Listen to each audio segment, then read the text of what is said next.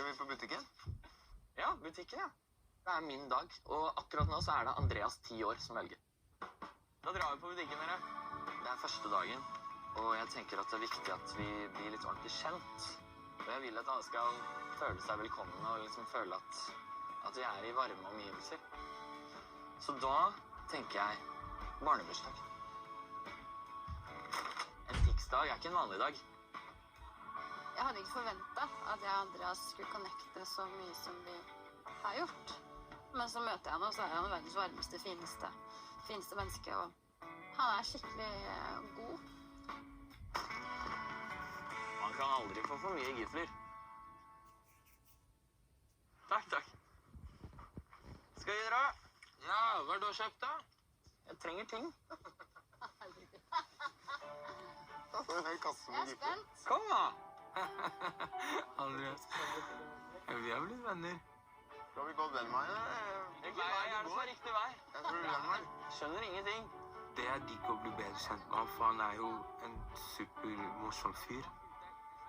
Og så er han kødder litt rundt, og jeg kødder jo rundt på litt samme måte også. Litt sånn barnslig tullete, som kan kanskje oppleves så mye for andre. Men sykt snill, smart, skikkelig intelligent fyr. Hei! Har med dessert. Ja, Som er en Tix spesial. ja. Med lys. Ja, men supert. Da ordner vi det. Å, i alle dager. Det er for mye Tix her nå. Yes! Jeg er litt redd for at jeg kanskje kan bli litt mye for folk. Fordi av og til så må jeg holde meg litt i skinnet for å holde energinivået på et akseptabelt nivå. Hei! Hei!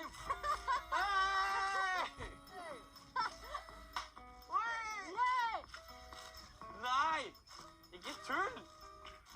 Det er min dag! Å, så koselig. Gefla, du får tomago, gefla. Litt rart å være her. Kjennes på en måte litt som en slags leirskole. Og litt som jeg er på ferie, fordi for en gangs skyld så kan jo jeg bare stenge ut hele verden. Og det er veldig deilig. Gratulerer med din dag! Dette kan bli din beste dag! Det blir det i purra, Anna er i fjerne. Og takk, dere. Så merker jeg allerede at nå er jeg låst inn i en boble med veldig, veldig hyggelige mennesker. Oi, det er godteri! Oi! Nei, nå koser vi oss, dere.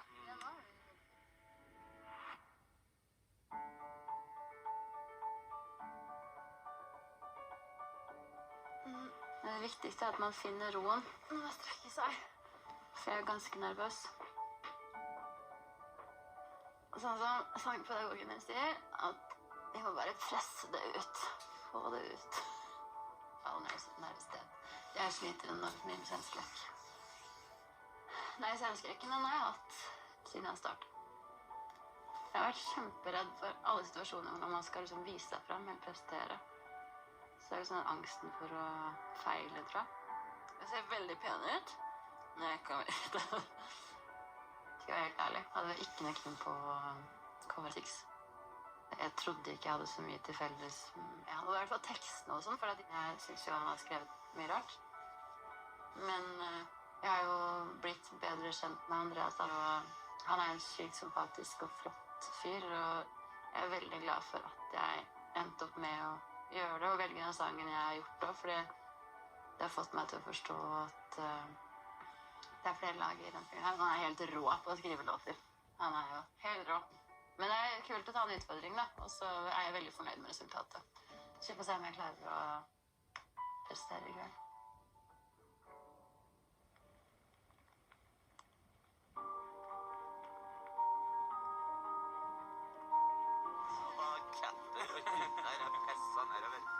I dag er alle øyne på meg, og det presset det kjenner jeg ganske hardt på. Jeg vil så veldig gjerne at folk skal forstå det jeg har på hjertet, og da er jeg så redd for å si ting feil, eller at jeg deler feil ting.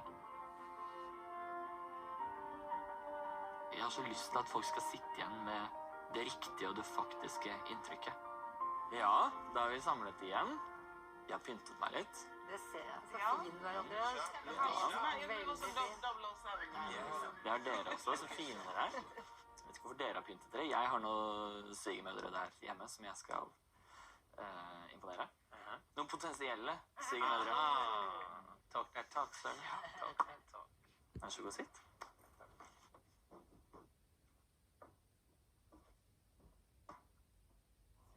Alle sammen snill. Sånn. Hei. How great you have it now. Ja, det begynte jeg. Everybody. Oi, Wow. How's board do we do? det er bruschetta. Når du lager mat, da, hva pleier du å blæste opp med? Jeg pleier å blæste Grandis. Sa du Grandis? Ja. Nei. Bro, for life. Briser og Grandis. Jeg skjønner ikke at dere kan si det. Jeg skjønner ikke at dere tør å si det. Det er helt forferdelig. Hva er en kontroversiell låt for deg? Eller har du noe forhold til det i det hele tatt? Liksom når man snakker om kontrovers og at noe er... Føler du liksom det er noen ting man kan ha med, noe man ikke kan ha med, eller bare lager man... Jeg føler vel egentlig at låtene mine ikke har vært så veldig... Kanskje de har vært kontroversielle i den forstand at det har vært skremmende og det har vært nytt. Det var ganske mye oppstøy rundt disse låtene. Fordi det var liksom ingen som hadde slått gjennom med noe sånt på norsk. Liksom innen popmusikk, da.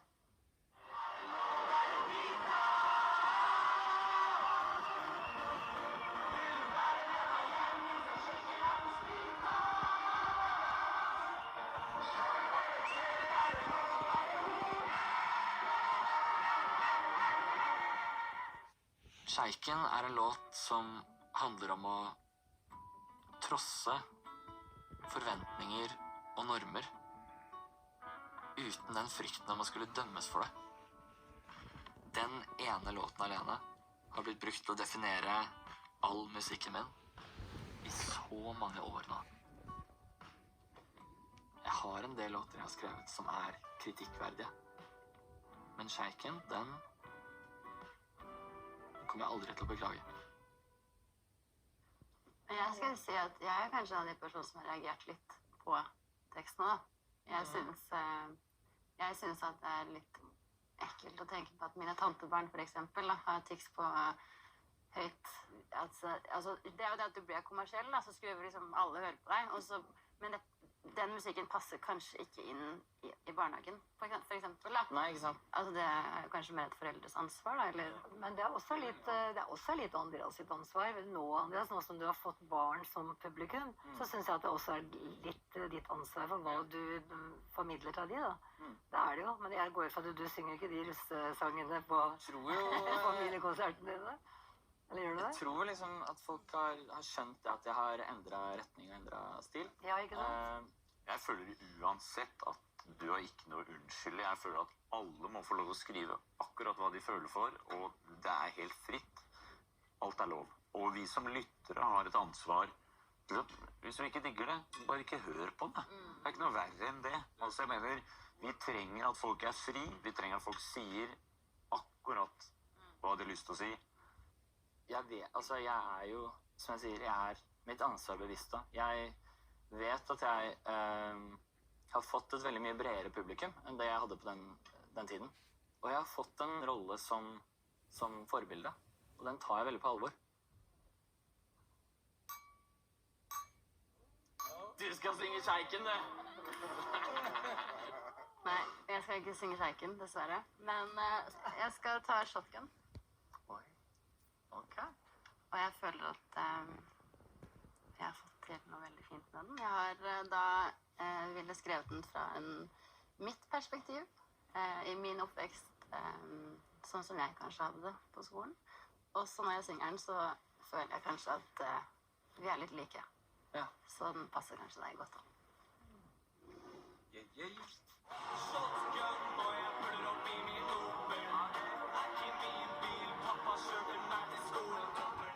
Shotgun. Det er artig låt. Shotgun var min første single som ikke var russelåt. Og i en sjanger som ikke var helt typisk meg. Men den er jo laget med samme allsangformel som alle russelåtene. Jeg håper jeg får høre en tolkning nå som gir litt mer mening enn min originale versjon.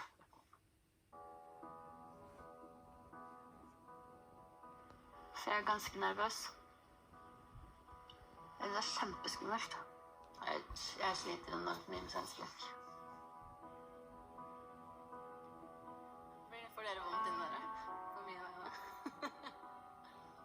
Og så har jeg blitt veldig flink på min egen konsert nå, men når man skal spille for noen av de flinkeste folka i Norge, så blir man redd, da.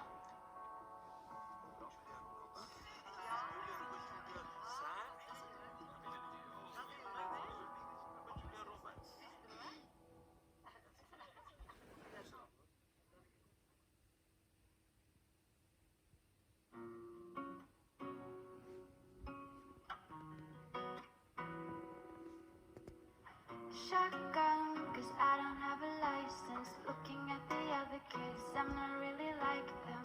Shotgun, don't care where we are driving. I cry a little less, getting better at surviving. Everybody's going to a party. I think that they forgot to invite me. Shotgun, 'cause I don't have a license. We'll take you for a ride, but I don't even have a bike, man. Such a long time ago, far away, still feels like yesterday. I try to fit in under my skin and believe that I can be something. They don't want me to be too much, but less wasn't enough.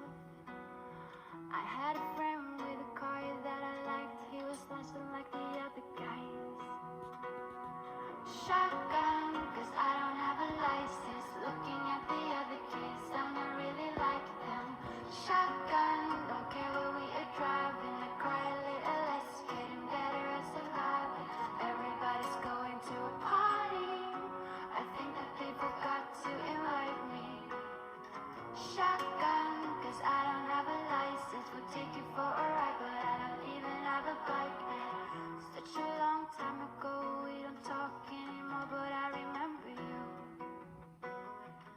Side by side at a time, we were taller than all the girls that went to school.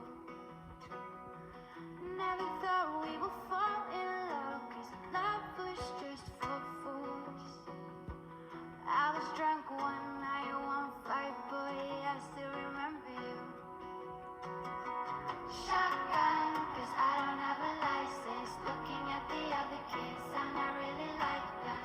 Shotgun, don't care where we are driving. I cry a little less, getting better at surviving.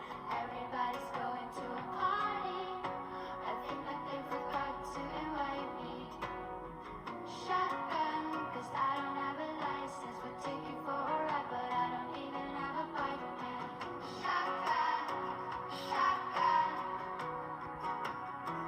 Shotgun, shotgun, shotgun. Shotgun, shotgun, 'cause I don't have a license. Looking at the other kids, I'm not really like them. Shotgun, don't care where we are driving. I cry a little less, getting better at surviving. Everybody's going to a party. I think that they forgot to invite me. Shotgun, 'cause I don't have a license. We'll take you for a ride, but I don't even have a bike, man.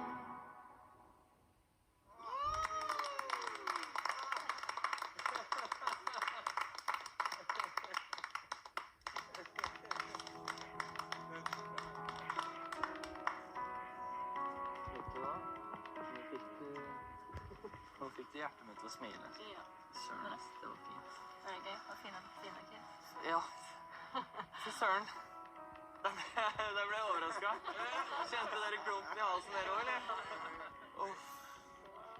Tusen takk til dere. Jeg ble satt, det. Nei, det var skikkelig stort for meg. Det der var nydelig. Det var gøy. Bra låt. Takk. For en melodi. Yes, I did it. We did it! We did it! Yay! meg hit. Det at dere var med å synge den sammen med Anna, det betydde veldig mye for meg. Tusen takk til dere.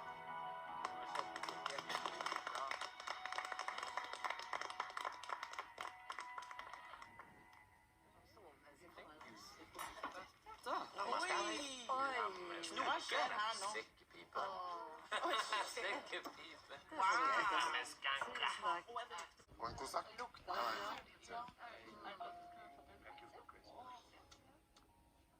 De siste årene av livet mitt har jo det har vært veldig spesielt. Jeg har vært ute og gitt mye av meg selv og delt veldig mye personlig som sitter ganske langt inne. Du beskriver jo nå en helt spesiell og veldig ensom tilværelse, Andreas. Og på et tidspunkt så blir dette så vanskelig for deg at du kommer til et punkt hvor du lurer på om du ikke klarer å leve mer. Kan ikke du prøve å si litt om det mørket som du er i da, når du kommer dit? Jeg har bestemt meg for at nå er nok. Og jeg vet akkurat hvordan jeg skal gjøre det.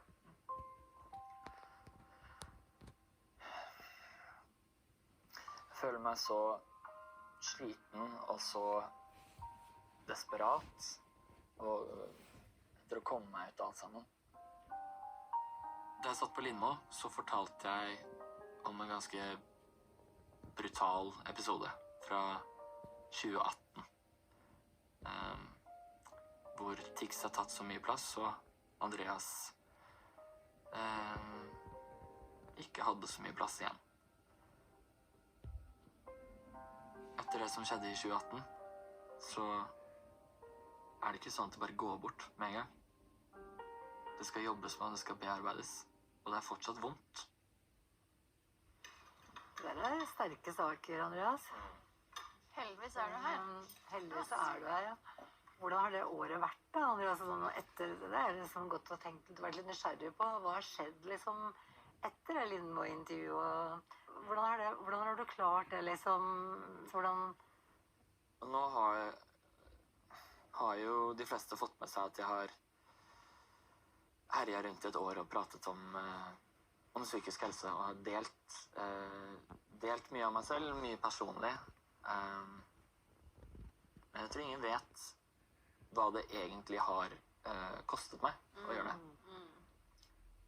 Og når du er så langt nede, så er det ikke sånn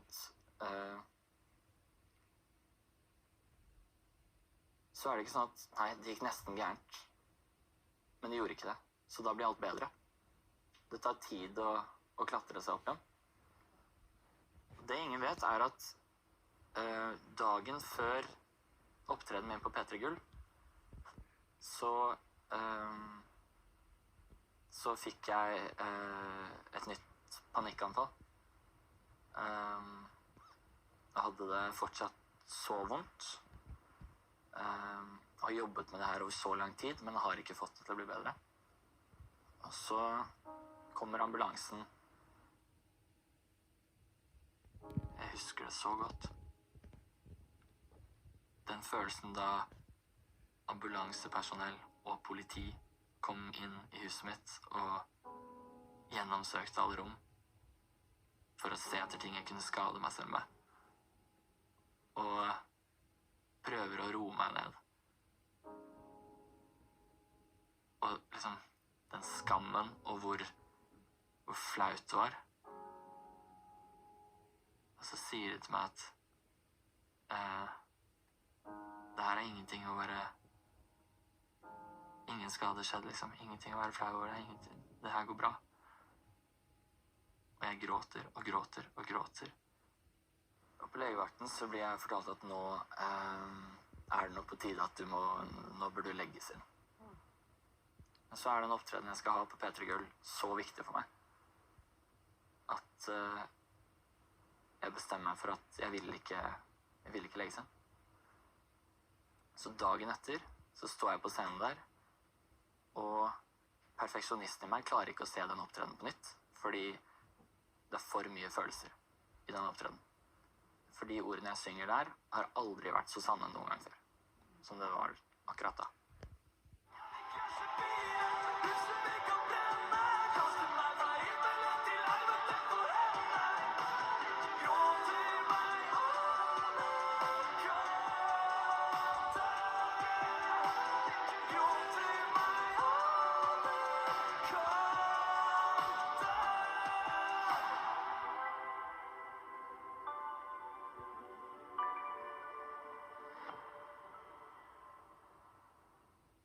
så sitter jeg på Lindmo, og så prater jeg og deler mer der.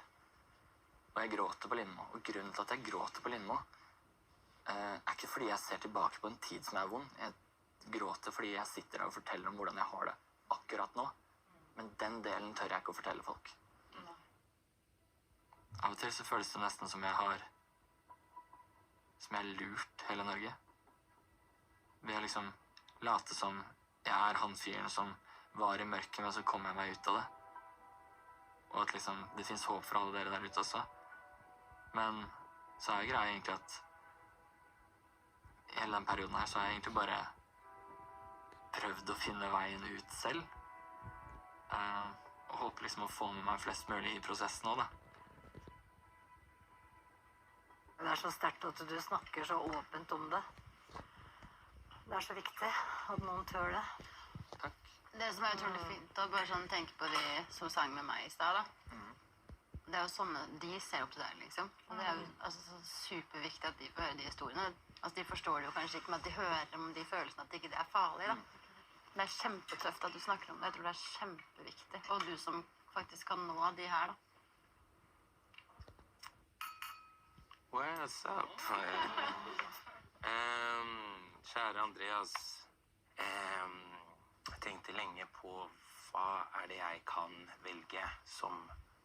Hva det jeg kan tilføye alle disse fine låtene du har ute. Og så snublet jeg over en låt som traff meg veldig. Og sånn som jeg tolket den, etter jeg har hørt på den, så forstod jeg det som et brudd med en partner. Og det har vi jo snakket litt om i dag. Og for å si sånn, et brudd med en partner kan være fine, bra mennesker som møter hverandre, men de bare får ut det verste i hverandre. Andre ganger så det bare en dårlig person som ødelegger alt. Hvem vet? Men 10 av 10 ganger, i min erfaring, så det alltid for det beste. Så, don't be deterred. Kjærligheten finner deg. Ikke let etter den. Jeg har valgt en låt som heter 1000 tårer. Den kjempefin. Så jeg håper du liker den. Camera out.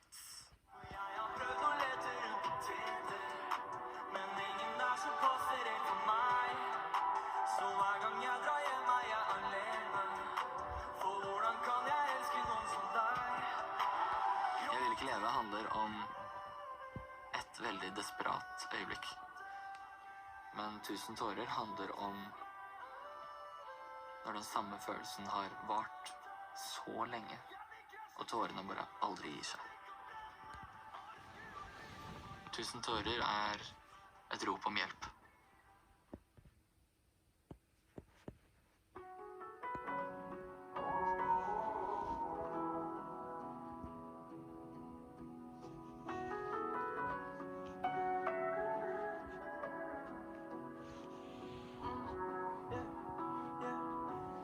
Se meg, please se meg.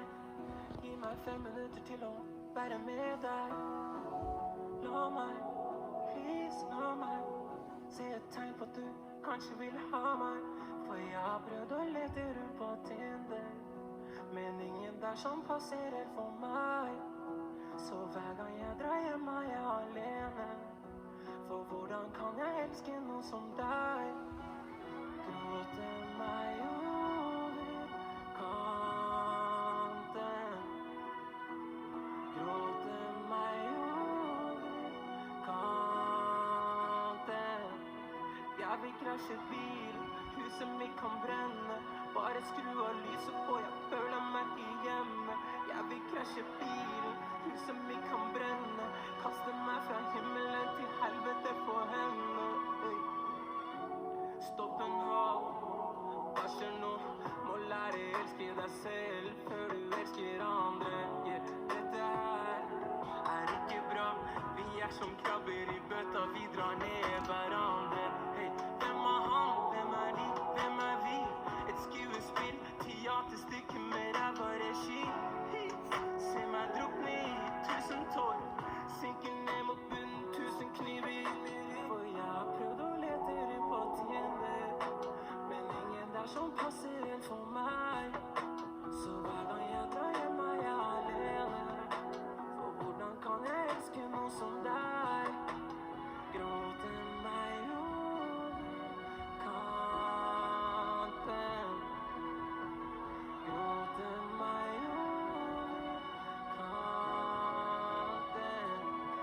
Jeg vil krasje bilen, huset mitt kan brenne.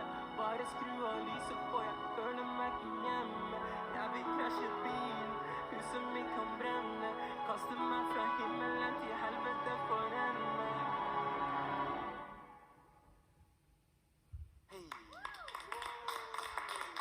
Takk.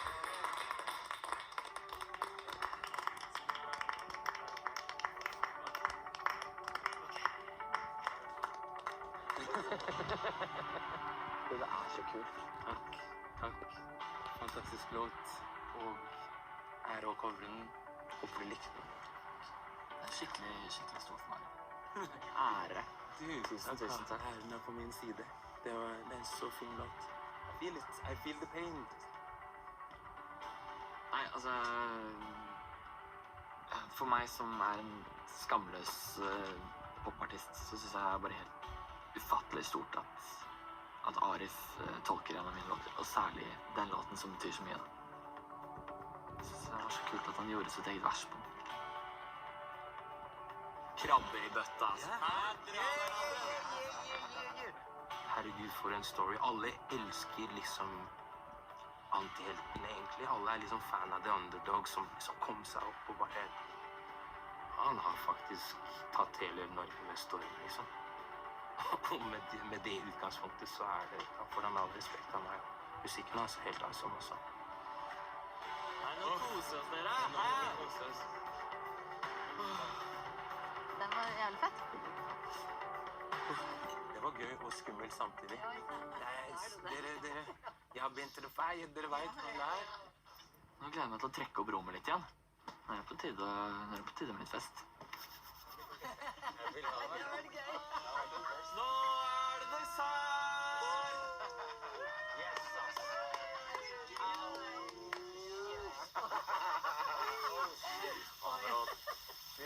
Her det dessert. Giflar. Svenske giflar.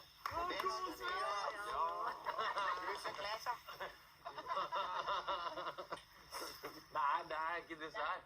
Jo, det er dessert. Hva skjedde med kake og liksom cream og Det er min dag. Ta deg en giffel, Arif. Jeg tar gjerne alle som er til jobb. Skal du ha gift? Åh, navn. Lutatiksand.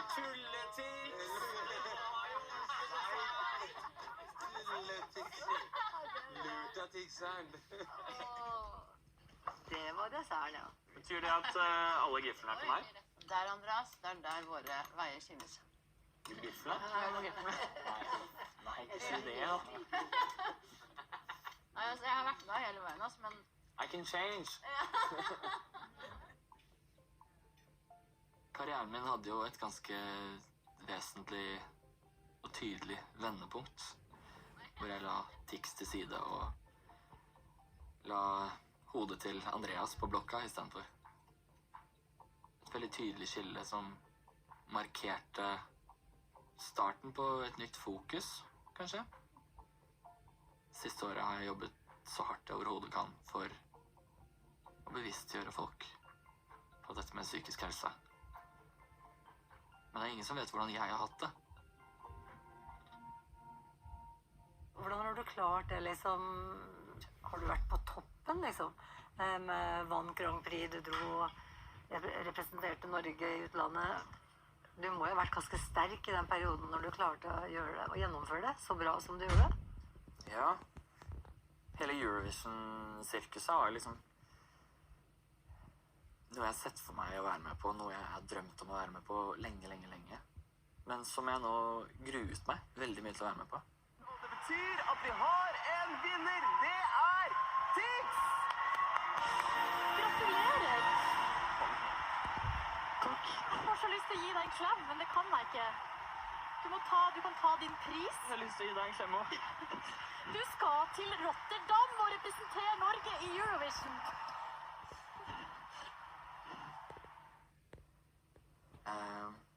De siste minuttene før jeg gikk på scenen for siste gang og ble kåret til vinneren, så tryglet jeg. Jeg tryglet NRK om å la meg slippe å vinne Melodi Grand Prix. Jeg var så redd for hvis jeg vinner Melodi Grand Prix nå, så blir det enda et langt hardkjør hvor jeg ikke har tid til å jobbe med meg selv, og det blir enda mer ensomhet. Men så blir det bare en helt fantastisk opplevelse. Kanskje en av de beste opplevelsene jeg har hatt. Det er bra.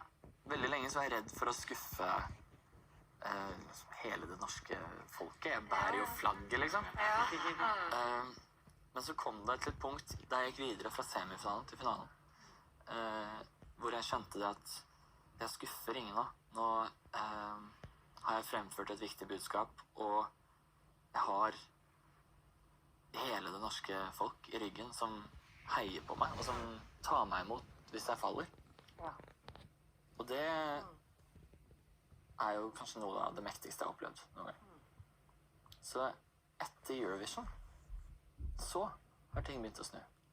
Helt utrolig. Det store målet som liksom ligger bak alt jeg gjør, er det å bli husket og være et forbilde. Men ikke et sånt forbilde som du typisk kanskje ser for deg. Jeg skal være et ekte forbilde. Jeg er han som fikk livet til å gå videre. Og jeg er han som du både vil være, og som du ikke vil være. Hele målet med musikken min har jo vært å mane opp til et fellesskap. Et inkluderende miljø.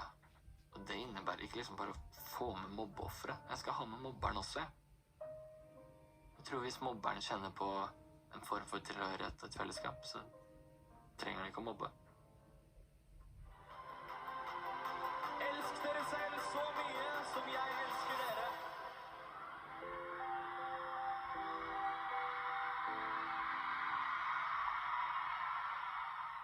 Skål for det, ass. Ja, det må vi skåle for.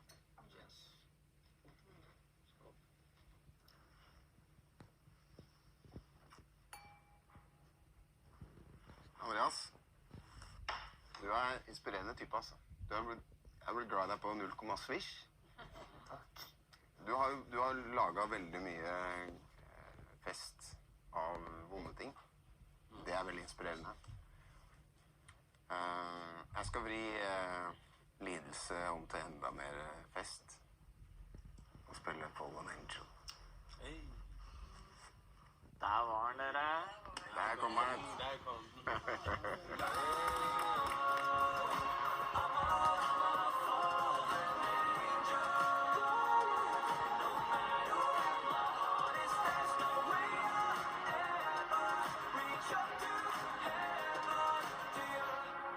Dette er låten som handler om å se håpet, men som også handler om det å ikke føle at man finner sin plass i verden. Ved første lytting så høres det kanskje ut som en kjærlighetslåt. At man synger til en jente. Men den er også skrevet slik at jeg synger til engelen som passer på meg. Jeg tror Andreas sin låt er den ikke det at jeg har gledet meg mer til den, men det er kanskje den jeg har strukket lengst vekk fra originalen. Det var kanskje han jeg var mest spent på før jeg møtte han. Men han er jo bare en klump av godhet, han. Så det blir kjempefint.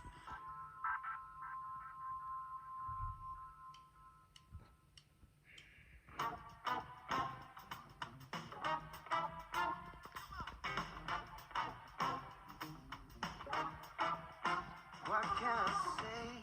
I can't make her stay when I know that she's so far above. How could she ever love someone like me?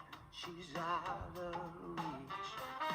Here in the dark, inside the hole in my heart, I'm fighting all of my demons, trying to tear me apart, and I still don't know what you ever saw in me.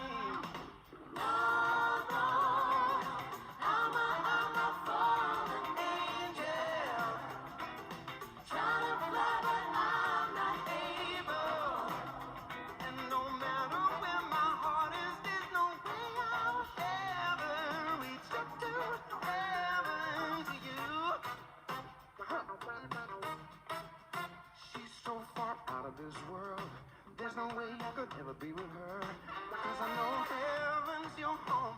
There's that's where angels belong. And it wouldn't be fair if I keep you down here. In the dark, inside the hole in my heart, I'm fighting all the demons trying to tear me apart. And I still don't know what you ever saw in me. No, no, I'm a fallen angel, trying to fly but I'm not able. And I need you to know that it's okay to let me go. No matter where my heart is, there's no way I'll ever reach up to heaven to you. I'm a fallen angel. I'm a fallen angel. I'm a fallen angel. You ready? Come on.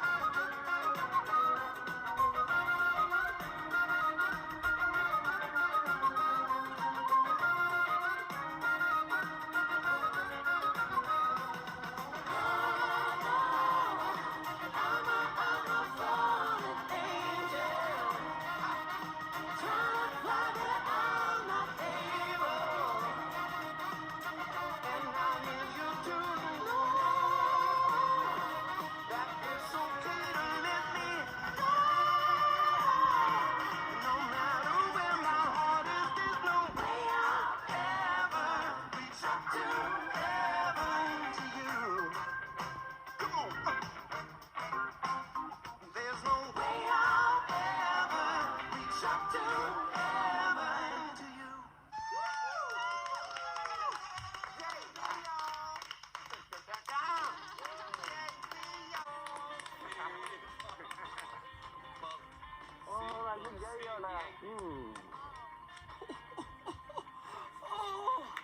Jarle er liksom en musiker som kan alt.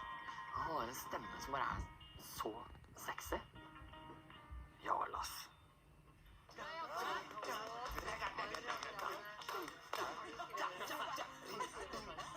Det gikk kjempebra.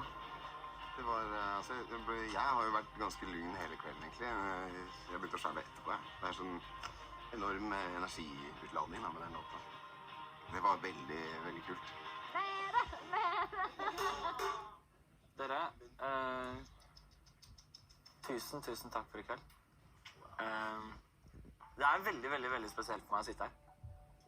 Og jeg er skikkelig glad for at jeg er med dere. Og ja, jeg blir ganske ydmyk av det her. Tusen takk for i dag. Det har vært en stor ære for meg. Det her skal jeg ta med meg. Skål for deg. Skål for dere. Nei, for deg. Det jeg liker å bli bedre kjent med han, for han er jo en supermorsom fyr. Sykt snill, smart, skikkelig intelligent fyr. Og så er han en hitmaskin uten like, liksom. Men tusen takk for alt du har delt. Faen, ass. Kjempefint. Veldig kult. Takk. Han har i hvert fall overrasket meg veldig, at han er en varm, god gutt. Han er ikke noe diva, han, selv om han ser sånn ut, holdt jeg på å si, når han kommer med pelsen sin og alt der.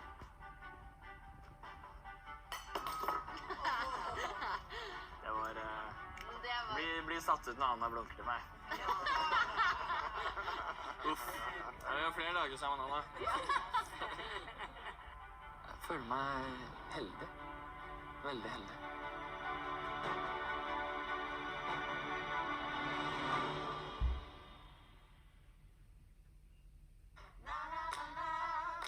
May-Britt har en sånn enorm utstråling.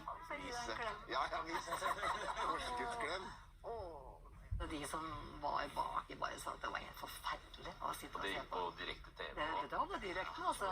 Dine drømmer skal gi deg hvile. Jeg er så glad hvis du aner, altså. Jeg kjente at det varmet i hele hjertet mitt. Jeg kan ikke beskrive noe større eller noe sterkere opplevelse enn det jeg hadde. Og så la de han i armene mine, og så han på meg, og så tok han tak i håret mitt, og så smilte han til meg, og det var det. Det var helt fantastisk. How about we were friends just like that? Det var sånn magisk opplevelse, altså. Jeg synes det var så nydelig at han gjorde det.